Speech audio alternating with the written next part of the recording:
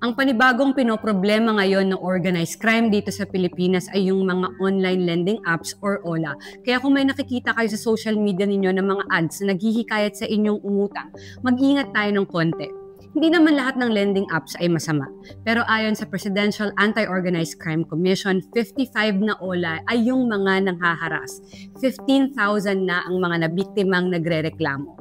This is a $1 billion industry dito sa Pilipinas at yung mga nabibiktima, yung mga edad na halos nasa workforce. Dahil hindi nga sapat siguro yung kanilang sinusweldo or probably meron silang problema sa ang tuition ng anak o kaya pang-hospital kung may sakit.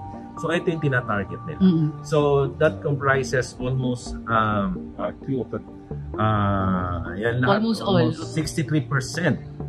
No, 63% sila. Lahat ito sa voting population, 63%, napakalaki nito.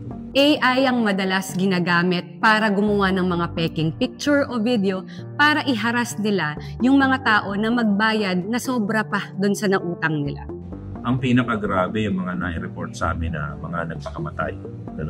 Kasi yung sobrang harassment na ginawa sa kanila. Pilipino ang halos lahat ng mga keyboard warriors ng mga abusadong lending app, sabi ng PAO. 172 ang nahuli lang nitong linggo at ini-inquest sila ngayon at mahaharap sa mga kasong violation ng Data Privacy, Truth in Lending Act, Cybercrime Act at kung mapapatunayan, grave threat. Ang recruitment pala nila is isang grupo din, isang kumpanya rin na nagsusupply ng mga keyboard warriors for OLA, and most likely before yung mga pogong nakita pa naming similarities yung presence ng mga text blasters, presence ng mga MC catchers. Kasi MC catchers, ito yung mga simulated antenna, no?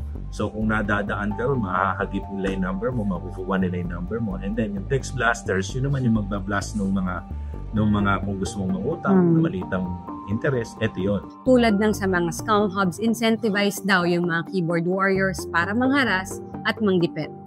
May nagbibigay sa amin ng target.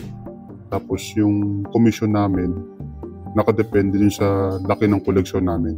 Meron kaming telemarketing team, sila yung nag-seek out, nag-offer ng utang. And then meron kami mga advertisement, minsan sa Play Store, nandiyan siya, Facebook, at TikTok.